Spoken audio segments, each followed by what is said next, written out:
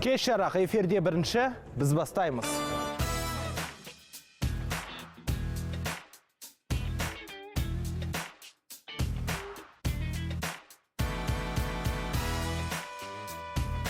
Өзіңіз туралы соңғы естіген ең қызықты өсек қандай? Енді ол Шәкеңнің кештерін өткізіп, ақша тауып жүрген, пайда тауып жүрген адам деп қабылдап қалуы мүмкін. Біз жанұялық дуэттер болғаннан кейін біз туралы өсек өте сирек болады.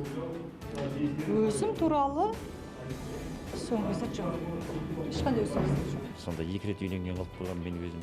Өсекке мен өте бір әлгі талып қалатындай, бір жүрек ауырып қалатындай сондай сезімінде қарамаймын. Сондай алып қашқа сөз болған. Фариданы неге апарып, Москваға апарып операция жасатып, операция үстінде қайтыс болып кетті. Мен туралы көп әңгіме айта береді ғой. Айта береді, мен құлағыма елемеймін, өйткені ол. Артынан қарасаң алтын ай, алдынан қарасаң адай деп ол да біраз халықтың арасында тарап кетті. Шынын айтсам, естіген жоқпын өзім жайында. Маған тура келіп ешкім айтпайды екен. Сізге 3 комнаталы, 3 бөлмелі үйді жолдасыңыз алып берген екен ғой деген әңгіме айтты. Соны күлдім да қойдым. Мүмкін керісінше мен оған 3 этажды үйді, коттеджді қалдырып кеткен шығармын, сыйлаған шығармын. Соны айтқыңыз келіп тұр ма дедім. Жым болды содан кейін. Дастархан мәзірін келген әншілердің атын қойып, Нұрлан Абдуллиннен 1 порция, Сейфуллин Жолбарыстан 2 порция деп айтып ғой. Мынаны сосын Ұлықпан Жолдасовтан десе, жоқ, шатасып кетіпсіз, бұл зубочистка ғой деп. Онда әзілдің бәрін көтерем себебі. Маған Нұрғали Нүсіпжанов деген ағам бір күні сәлеметсіз бе аға деп жүгіріп барып қолын алып амандасып жатсам, өтірік шығыз дейді. Өзім туралы соңғы рет неге жоғалып кеттіңіз деген, қаяққа жоғалып кеттіңіз деген өзім.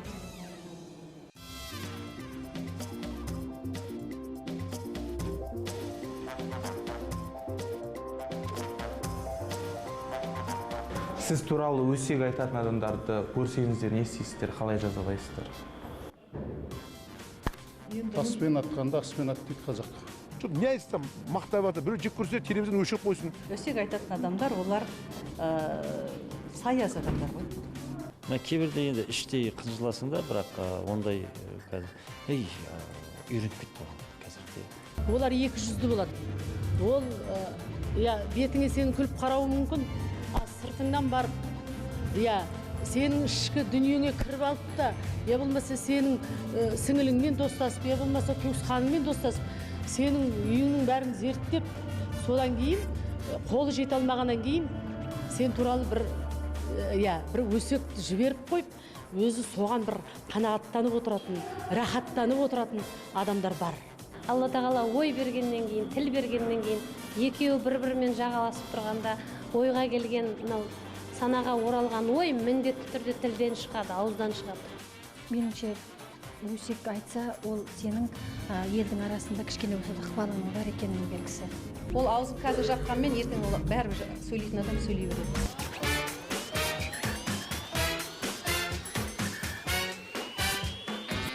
Қанекең тоқалы бар екен, білесіз бе? Сондай ме? Что-то үндемейді ғой. Что-то үндемейді ғой. Сен неғып барлық секретті айтып қойсын, еркек емессің бе? Кейде маған бір қыздар жазып қояды. Сіз әнші емессіз, шу деп неше түрі деп.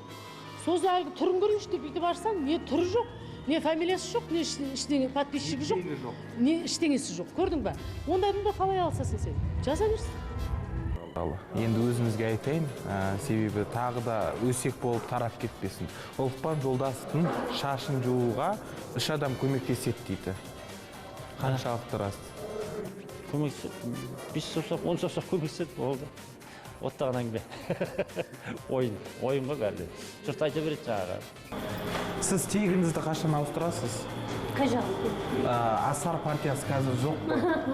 Ал Тамара Асар бар. Тамара Асар мәңгі болу керек деп ойлаймын, ол менің өзімнің атам. 31 желтоқсан күні Шайхизада ұзатылып, күйеуге тиеді дейді. Кімге? Аты кім, есімі кім, оны біліп жүрейін да. Шаба 6 рет баяға тиіп шыққан деген рас па? Әрине өтірік. Бота ханым, сізді барахолкадан киінеді дейді, қаншалықты тұрасыз? жоқ, мен барахолканың қайда екенін білмеймін, шынымды айтайын сізге. Нан ұста десеңіз, нан ұстаймын. Мен барахолканың қайда екенін білмеймін, барахолка барған емеспін. Бриллиант сатып жүрсіз ба әлде де? Жоқ, бриллиант қашан саттым мен, еш уақытта сатқан емес. Бір сандық бриллианты бар дейді Шакизада. Бір сандық жоқ, енді өтірік, оның бәрі өтірік. Мынандай шкатулка болуы мүмкін. Мынандай. Концерт пен тойлар жоқ кезде сені көк базарда сүт сатады дейді, рас па? Жоқ, әрине мен үйдемін. Қазір кішкентай мен үйде тұрмын. Гүлмира Құрпекованың шашы биттеп кетіпті дейді. Қой. Сонда есік шықты ма не? Мүмкін емес. Рас па? Тексеріп көрейікші. Тексеріп. Бит тауып алып жүрме тағы да. Шығып қалса не істейсіз қазір? Жоқ, ондай болмайды. Бағана ғана жуған болатын осы концертке келетін алдында. Жоқ сияқты көзге көріп тұрған жоқ. Жоқ, басымыз биттеген жоқ. Кішкентай кезімізде биттеген. Тамара ханым, шашыңыз соңғы рет қашан биттеді? Биттеді. Есімде жоқ. Басында бит бар ма? Мені бар. Тексеріп көрейінші. Битті алса не істейсің қазір? Жеп қоямын. Жеп қоясың ба? Қашан соңғы рет биттеді басын? Білмеймін, 9 жас кезінде ме екен, 8 жас кезінде ме екен.